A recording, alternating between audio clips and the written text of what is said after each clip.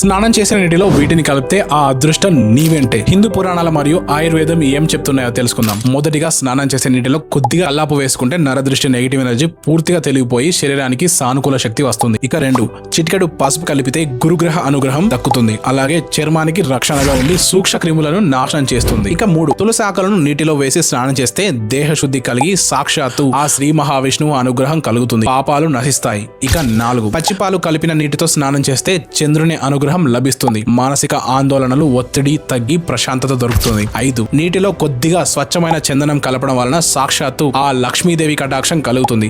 శరీరానికి చల్లదనం, ముఖంలో తేజస్సు పెరుగుతాయి. ఇక పన్నీరు అంటే రోజ్ వాటర్. ఇది కలుపుకుంటే తీవ్రమైన ప్రశాంతత లభిస్తుంది. రోజంతా సుగంధంతో పాటు దేహానికి ఆకర్షణ శక్తి పెరుగుతుంది. ముఖ్యంగా శనివారం నీటిలో నల్ల నువ్వులు వేసుకుని స్నానం చేస్తే ఏలినాటి శని నుంచి ఉపశమనం లభిస్తుంది. ఉసిరి పొడి వేసి స్నానం చేయడం మహావిష్ణువుకి అత్యంత ప్రీతికరం. ఇది దరిద్రాన్ని హరిస్తుందని విష్ణు పురాణం కూడా చెప్తుంది. అదే కుంకుమ పువ్వు వేస్తే బృహస్పతి ఆశీస్సులు లభిస్తాయి.